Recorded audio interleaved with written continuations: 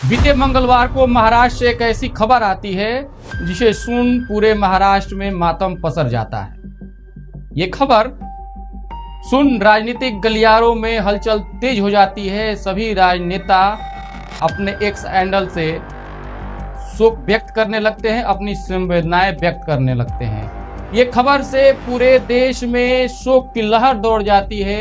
सभी लोगों के मन में दुख और दर्द का अंबार छूटने लगता है, क्योंकि 28 जनवरी 2026 सुबह करीब 9 बजे सभी लोग तैयार होकर अपने स्कूल, अस्पताल या अन्य काम से जाने की तैयारी में थे।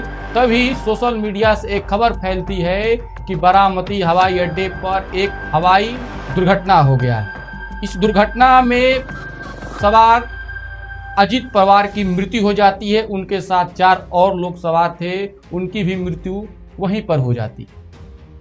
इस खबर से पूरे महाराष्ट्र मानो थम सा गया हो। इस खबर से पूरे महाराष्ट्र में शोक का लहर दौड़ गया।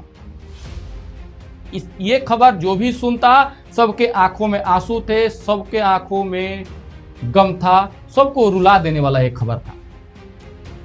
ये खबर सहज नहीं था, ये खबर सामान्य नहीं था, ये खबर सबको दिल को दहला देने वाला खबर था। आखिर इस प्रकार की घटना से जो पूरे देश में इस प्रकार का शोक का जो लहर दौड़ा, आखिर कौन थे अजीत पवार? आइए हम विस्तार से बताते हैं। अजीत पवार महाराष्ट्र के जाने माने नेता थे। उनकी जन्म 22 जुलाई 1959 ईस्वी को महाराष्ट्र में हुआ था। उनके पिता का नाम अनंतराव था तो माता का नाम आशाताई पवार था। वो राजनीति में पहली बार चुनाव 1991 में लोकसभा का चुनाव लड़े थे और पहली बार में ही उन्हें सफलता मिली। उनके कुशल नेतृत्व और ईमानदारी के बदौलत लगातार 6 बार वहां के उप मुख्यमंत्री भी रहे। वो अपने चाचा शरद पवार के काफी करीबी माने जाते थे। उनके साथ चुनाव लड़ते थे, उनके पार्टी से चुनाव लड़ते थे। लेकिन 2023 में चाचा शरद पवार से विवाद के बाद वह पार्टी छोड़कर एक अन्य पार्टी का गठन किया।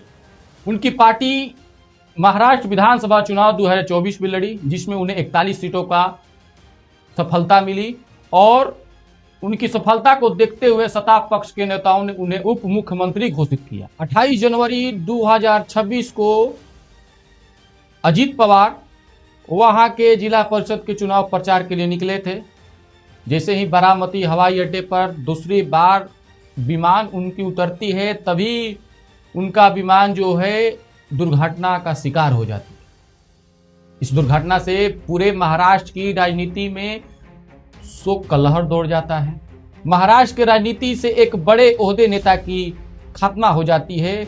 वो जगह खाली हो जाती है जो कभी शायद भविष्य में भरी जाए या ना भरी जाए, इसकी व्याख्या वहां के नेताओं लोग कर सकते हैं।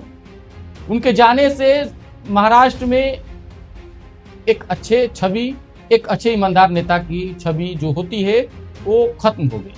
66 वर्षीय अजीत पवार को जाने से महाराष्ट्र की राजनीति में एक जगह खाली हो गई।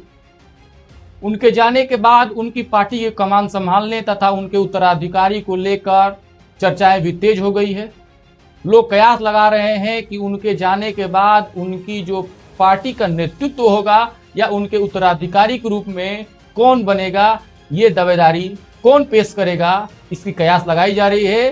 तब तक राजनीति में एक युग का अंत हुआ। महाराष्ट्र के राजनीति से एक बड़े शख्स का नाम शायद अब खत्म हो। हमारी पूरी टीम की ओर से अजीत पवार की इस दुर्घटना में अचानक आकस्मिक मृत्यु हो जाने से हम उनको श्रद्धांजलि अर्पित करते हैं।